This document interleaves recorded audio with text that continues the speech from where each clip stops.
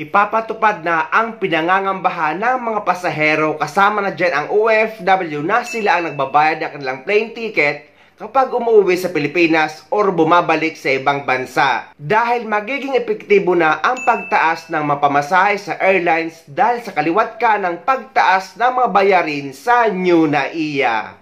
Sabay sa pagsasapribado ng NAIA ang nakaambang dagdag pasahe sa domestic at international flights. Magkano naman kaya? Alamin natin sa pagtutok ni Joseph Moro.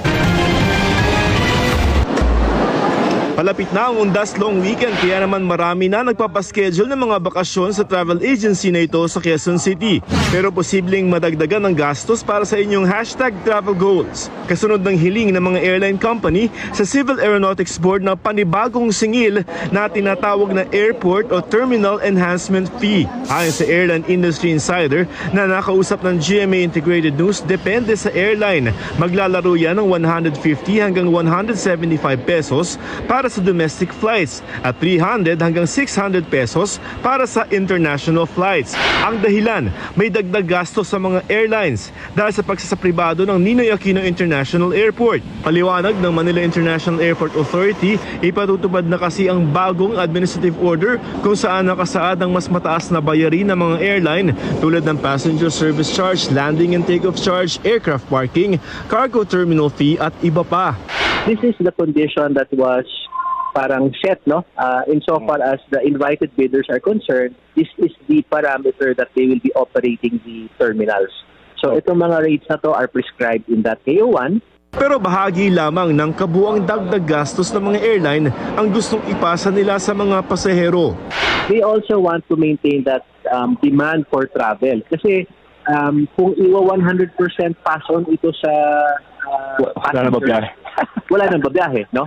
Depende sa Civil Aeronautics Board o CAB kung magkano ang papayagan nila doon sa dagdag singil na hinihingi ng mga airlines. Ayon sa mapagkakatiwalaang source ng GMA Integrated News, sa katapusan ng Oktubre, posible magdesisyon ang CAB.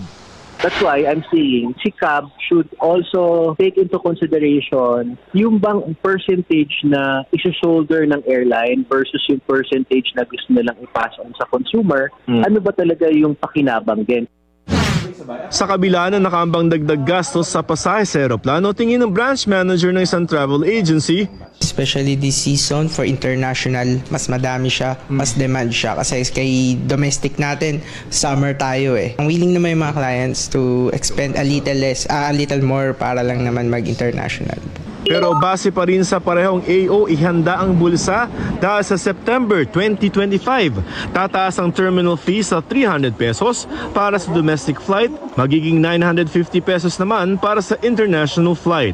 Actually guys, dito sa ibang bansa ay matataas din ang mga bayarin.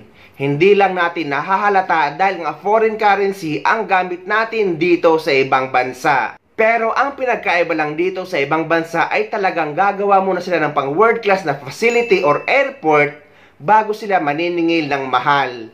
Pero sa Pilipinas ay wala pang nangyayaring pagbabago ay kaliwat kanan na ang pagtaas ng mga bayarin. Kaya tuloy ang pakiramdam ng mga Pilipino ay sa kanila kinukuha ang mga pondo para sa pag-aayos ng New NAIA.